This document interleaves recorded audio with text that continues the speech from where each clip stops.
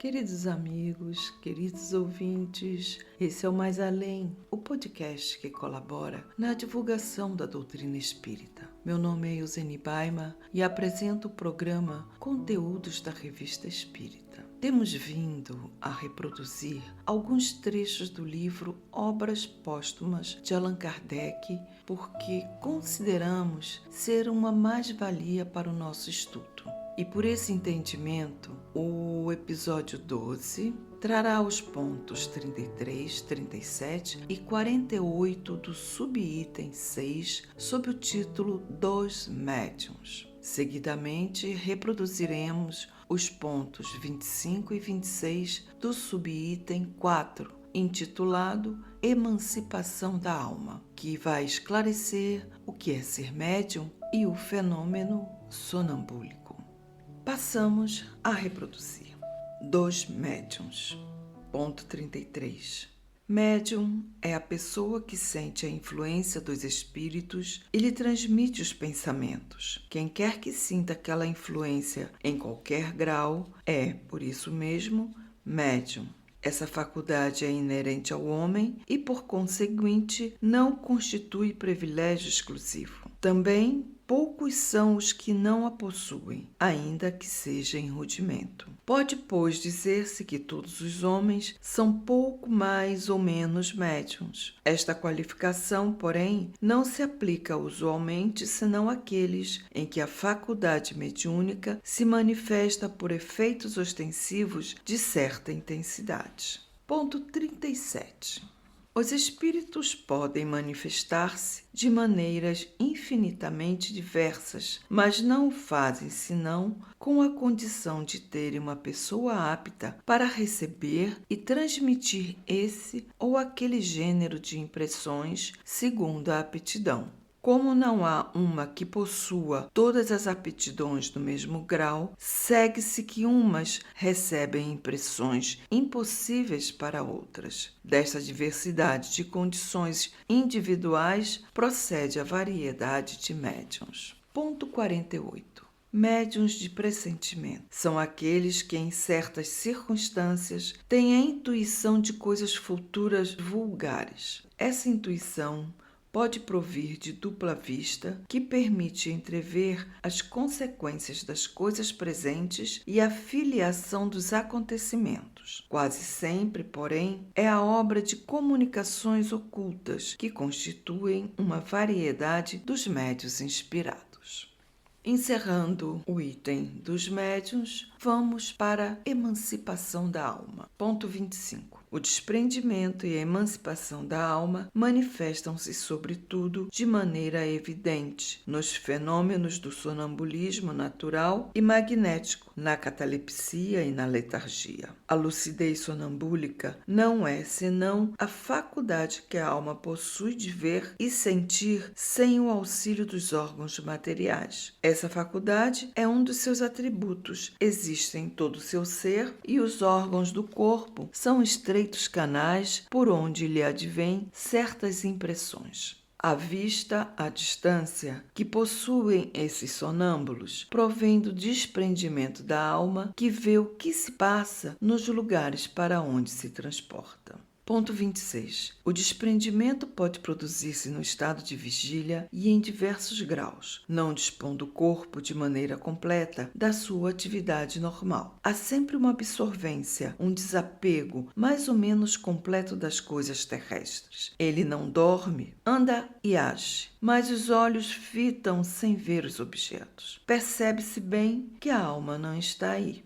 Encerrados esses pontos, vamos então reproduzir os 3 relatos que Kardec publicou em 2 artigos na Revista Espírita, mês de janeiro de 1858, da página 48 a 52, sob os títulos Os Médiuns Julgados e, em seguida, o artigo Visões. Passamos a reproduzir. Os Médiuns Julgados. Os adversários da doutrina espírita apegaram-se com desvelo a um artigo publicado pelo Scientific American de 11 de julho último, sob o título de Os Médiuns Julgados. Vários jornais franceses o reproduziram como um argumento irretorquível. Nós mesmos o reproduzimos, fazendo-o seguir de algumas observações que lhe mostrarão o valor. Há algum tempo, por intermédio do Boston Courier, uma oferta de $500, 2.500 francos, havia sido feita a toda pessoa que, em presença e em satisfação de um certo número de professores da Universidade de Cambridge, reproduzisse alguns desses fenômenos misteriosos que os espiritualistas dizem frequentemente ser produzidos por meio de agentes chamados médiums. O desafio foi aceito pelo Dr. Gardiner e por diversas pessoas que se vangloriavam de estar em comunicação com os espíritos. Os concorrentes reuniram-se nos edifícios Albion, em Boston, na última semana de junho, dispostos a provar o seu poder sobrenatural. Entre eles notavam-se as senhoritas Fox, que se tornaram tão célebres pela sua superioridade nesse gênero. A comissão encarregada de examinar as pretensões dos aspirantes ao prêmio compunha-se dos professores Peirce, Agassiz, Golds e Houseford de Cambridge, todos eles sábios muito distintos. Os ensaios espiritualistas duraram vários dias. Jamais tinham os médiuns encontrado mais bela ocasião de pôr em evidência seu talento ou sua inspiração.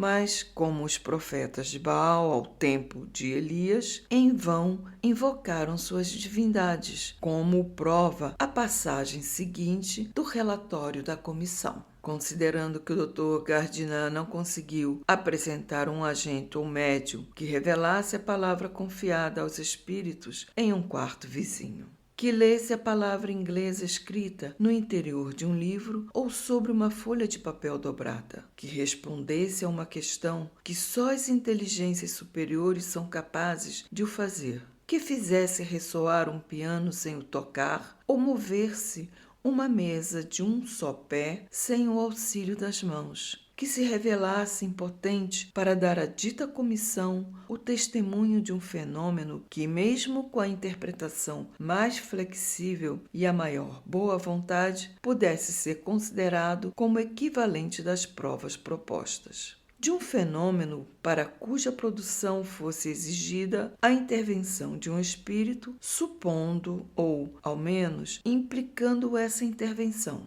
De um fenômeno até então desconhecido pela ciência ou cuja causa não fosse prontamente identificável pela comissão, bastante clara para ela, declara a dita comissão que o Dr. Gardiner não tem qualquer direito para exigir do Courrier de Boston o pagamento da soma proposta de 2.500 francos. A experiência feita nos Estados Unidos, a propósito dos médiuns, lembra uma outra realizada 10 anos atrás, na França, pró ou contra os sonâmbulos lúcidos, isto é, magnetizados. A Academia de Ciências recebeu a missão de conceder um prêmio de 2.500 francos ao cirurgião magnético que lesse com os olhos vendados. Todos os sonâmbulos fizeram de bom grado essa experiência nos salões ou nos teatros de feira. Liam em livros fechados e decifravam toda uma carta, sentados sobre ela ou colocando-a bem dobrada e fechada sobre o ventre. Porém, diante da academia, não foram capazes de ler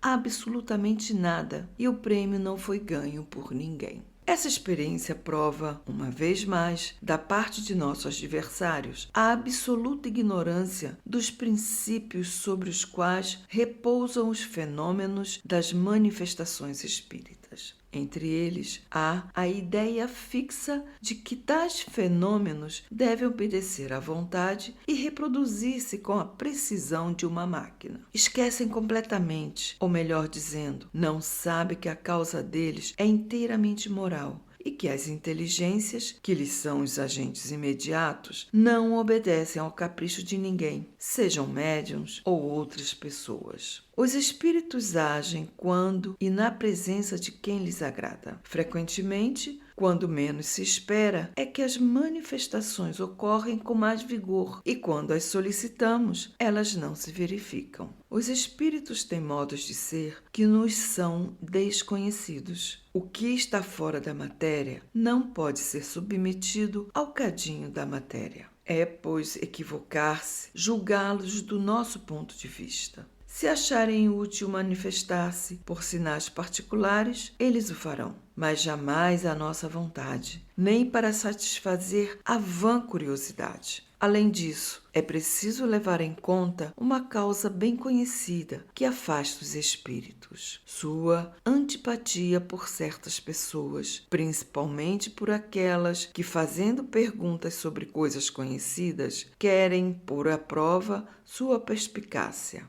Quando uma coisa existe, dizem, eles devem saber. Ora, é precisamente porque a coisa vos é conhecida ou porque tendes os meios de verificá-la que eles não se dão ao trabalho de responder. Essa desconfiança os irrita e nada se obtém de satisfatório. Afasta sempre os espíritos sérios, que ordinariamente não falam senão às pessoas que se lhes dirigem com confiança e sem pensamento preconcebido. Entre nós não temos exemplo disso todos os dias? Homens superiores, conscientes de seu valor, alegrar-se-iam em responder a todas as perguntas ingênuas que visassem submetê-los a um exame, tal como se fossem escolares? Que fariam se lhes dissessem: mas se não respondeis, é porque não sabeis? Voltariam as costas. É o que fazem os espíritos.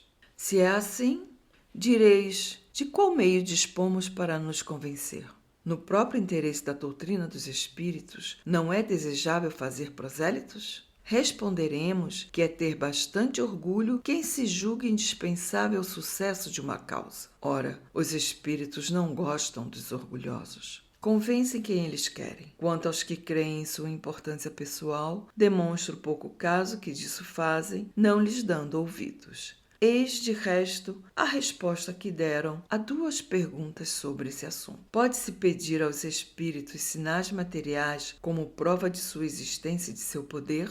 Resposta: pode-se, sem dúvida, provocar certas manifestações, mas nem todos estão aptos a isso, e frequentemente não obtendes o que pedis. Eles não se submetem aos caprichos dos homens. Quando, porém, alguém pede esses sinais para se convencer, não haveria utilidade em satisfazê-lo, pois que seria um adepto a mais? Resposta: os espíritos não fazem senão o que querem e o que lhes é permitido. Falando e respondendo às vossas perguntas, atestam a sua presença. Isto deve bastar ao homem sério que busca a verdade na palavra. Escribas e fariseus disseram a Jesus: Mestre, muito gostaríamos que nos fizesses ver algum prodígio. Respondeu Jesus: esta geração má e adúltera pede um prodígio, mas não lhe será dado outro senão o de Jonas. Em Mateus, capítulo 12, versículo 38 e 39. Acrescentaremos ainda que é conhecer bem pouco a natureza e a causa das manifestações espíritas quem acredita provocá-las por uma recompensa qualquer. Os espíritos desprezam a cupidez, tanto quanto o orgulho e o egoísmo, e só essa condição pode ser para eles um motivo de se absterem de manifestar-se. Sabei, pois, que obtereis 100 vezes mais de um médio desinteressado do que daquele que é movido pelo incentivo do lucro e que 1 milhão não lhe faria realizar o que não deve ser feito. Se uma coisa nos surpreende,